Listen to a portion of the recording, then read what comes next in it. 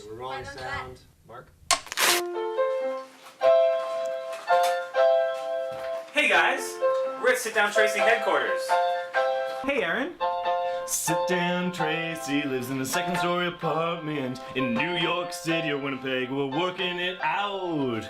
Matthew has a part-time job cataloging VHS. He's right over here and he's making some dough. We're working it out. Going down the hallway, see what Sean is up to. He's a ginger and he had a tragic youth, but he's working it out. Janelle's over here in the bathroom. She's shaving her beard cause she's French and she has a mustache. Going down the hallway, gonna see Trevor. Has a bottle of booze, it's only 1 p.m. He's working it out right now. Meet Gareth Williams. He lives in Winnipeg with his cat. He's friends with musicians. Sometimes he talks to his friends. This is Coming in Sharp with Gareth Williams. To my right is the great Sean Perkins, who plays saxophone, keyboards, and many other things. And his favorite Ryan Gosling film is probably that one where he played that hate-filled guy, like Nazi or something. Wasn't there one where he played like a... Thinking of Edward Norton. No, you're thinking of real life Trevor. Okay, To my right is Matthew Powers. He plays the drums and theremin. And his favorite movie is The Phantom Menace. Like, I know that doesn't actually have Ryan Gosling in it, but if it did, that would be his favorite Ryan Gosling movie. To my right is Janelle Mayette. She's the keyboardist, singer, acoustic guitar, Other business. other business, political aspect. Minister of Black Magic. Yeah. And I believe her favorite Ryan Gosling movie is Drive. To my right is Gareth, but right next to him on his right is Aaron Sagers, and he plays bass and electric guitar and banjo. I think that's it. I think that wraps it up. And I would have to say your favorite Ryan Gosling movie. If you haven't even seen it, you'd probably like Drive too. So I'm giving you that one. Seminal film, Drive. To my right is Trevor Grauman, who is a valet parking for the Seaboys downtown. He parks their boats. And he also plays guitar and sings in our band and is a general man about town. I think his favorite Ryan Gosling movie, I guess since he mentioned, is probably The Notebook, but Bigger High on DVD. Cause you're center stage tonight. You can't run, you can't hide. Speaking of Ryans, can I ask you about Ryan McVeigh, who recorded your new album? What about him? Ask away. Maybe I'll ask Sean, because he's wearing the helmet of truth. Oh no. Not So telling anything I wrong. must be truthful.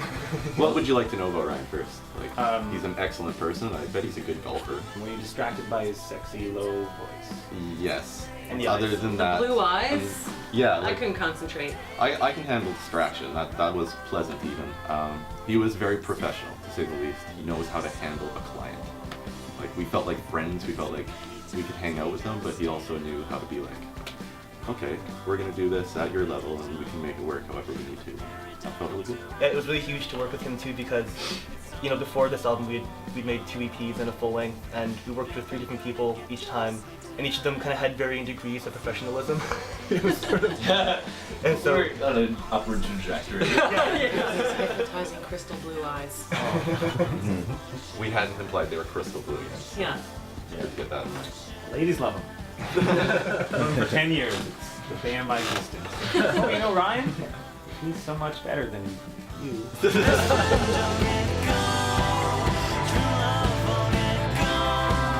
guys kind of upped the ante with this album.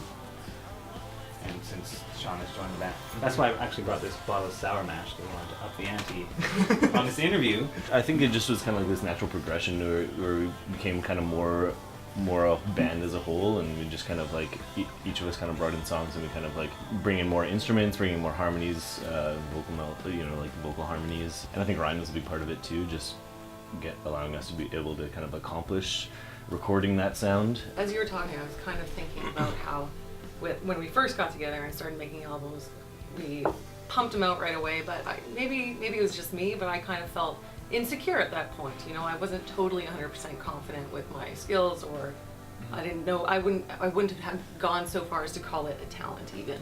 So, but now, like after playing together for 5 years, I'm 100% confident in my skills, and even more so confident in your skills. So I think that's maybe why we also upped the ante, started adding 4 or 5 part harmonies, crazy layers, you know, tons of instruments. Like we were kind of fearless with this record, and that is kind of upping the ante. As an indie band, you really have to up the ante. You have to constantly be saying that you have everything right now and more to come. Like, we represent ourselves, and we're very proud of that, but other people who have a marketing machine behind them can, rather than up the ante, just use style and image maybe to allow themselves to have a claim. Where this album was really different in a lot of concrete ways from the last ones in terms of how we made it. I mean, yeah, the songwriting process was a big thing, but also the song editing process. I like to call it an editing process because we had upwards of 25, 30 tunes that we kind of really hashed out, and then after a while, just by choosing the ones that we really felt strongest about, just like vibes started developing, and then everything else kind of fell into place. So here we are. I'm in the helmet of truth. The helmet of truth. Yes, and the bottle of deception. I'm going to ask you a question. If you lie, the helmet will tell you. We'll have to take a shot of sour mash. Evan Williams, my younger brother, Nice. sour mash Kentucky bourbon. Your brother is doing good things. He is. We should move out of my mom's basement, probably. Have you ever stolen money? No. My mom was actually a teacher in my school all throughout my life, pretty much.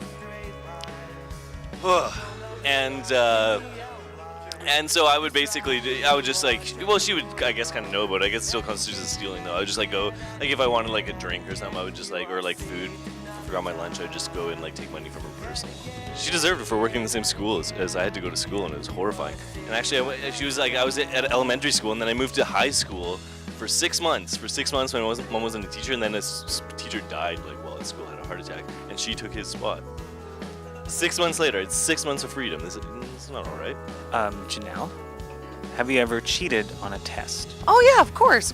You could write the answers because we had those desks that were just like square boxes, so they didn't open and close. They were just right there. So if you just reached in just far enough, you could like write some answers for a test. And then if you just like lean back and like just stretch, you can check out some answers and then write them on your test. Take note, kids. You can become like me. When was the first time you kissed a boy? Who is this boy? I don't know, I've kissed too many boys to know. It's just a blur. I think about it, it's just like a line of boys' lips, and I just, there's no faces anymore. Once this hits the internet, there's going to be some really sad boy out there who's watching it going, oh, Matt's going to say my name. I feel like I want to put you on the spot as the interviewer, like ask you some question pertaining to your interviewing. How was this interview?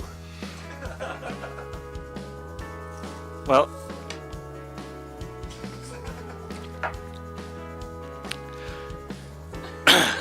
can I answer this question as Tom Waits? You guys were a delight. It was better than I could ever expected.